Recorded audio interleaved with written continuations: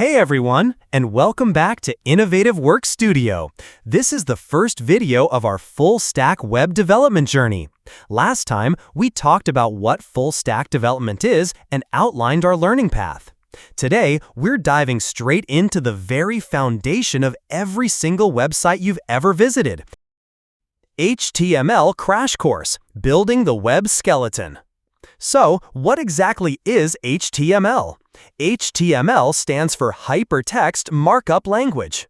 Let's break that down.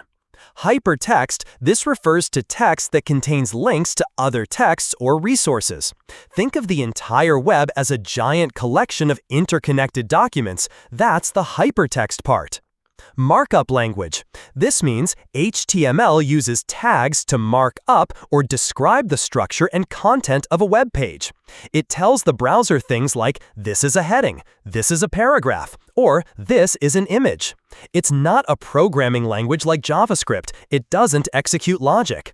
Think of it as the blueprint for a house, defining where the walls, doors, and windows go.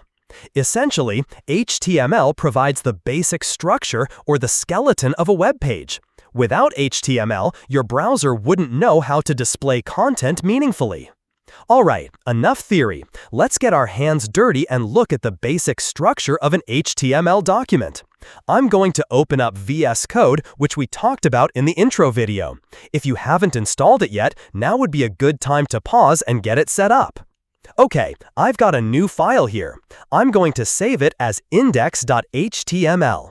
The .html extension is crucial. It tells the computer and browser that this is an HTML file. Index.html is also a special name. It's often the default file a web server looks for when someone visits a website's root directory. Now, every HTML document starts with a document type declaration, or doctype HTML. This tells the browser that we're using the modern version of HTML, which is HTML5. Next, we have the HTML element. This is the root element of every HTML page, and everything else goes inside it.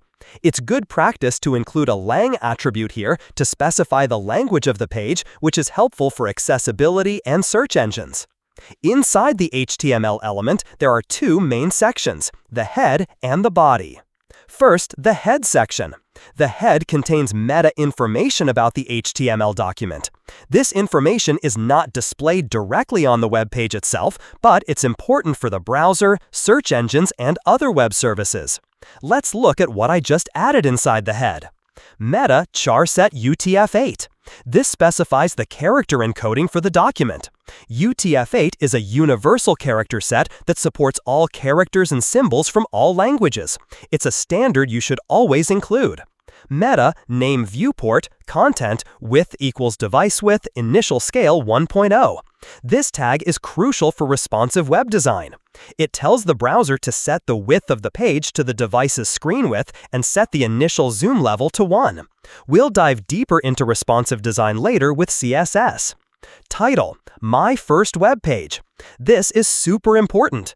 The text inside the title tags is what appears in the browser tab or window title bar, and it's also what search engines often use as the title for your page in search results. Alright, that's the head. Now for the exciting part, the body section. The body element contains all the visible content of your web page, the text, images, links, videos, everything the user actually sees and interacts with. So, what did we just add here inside the body? H1, welcome to my website. This is a heading element.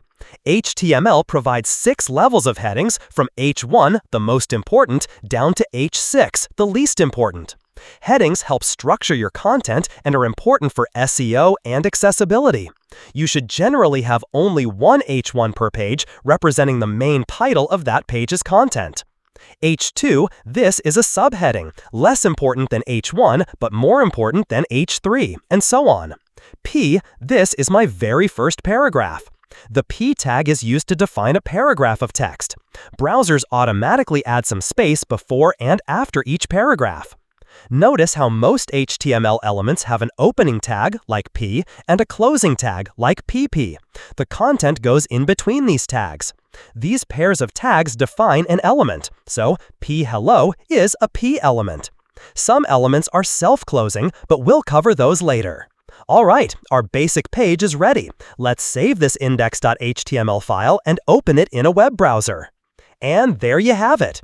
You can see the title My First Web Page in the Browser tab. On the page itself, you see our H1 is the largest, followed by the H2, and our paragraphs are displayed as distinct blocks of text. This is the fundamental structure. Understanding this document structure, doctype HTML, HTML, head, body, and basic content elements like headings, H1 through H6, and paragraphs, P, is the absolute first step in web development. We also touched upon the concept of elements, like the P element or H1 element, which are made up of tags, and we saw an attribute, lang equals n, in the HTML tag, which provides extra information about an element. We'll see many more elements and attributes as we go. In our next video, we'll explore more essential HTML elements, including how to create lists, add links, and embed images. You won't want to miss it. If you found this helpful, please give this video a thumbs up, subscribe to Innovative Work Studio if you haven't already, and hit that notification bell. If you have any questions, drop them in the comments below. I'll see you in the next lesson.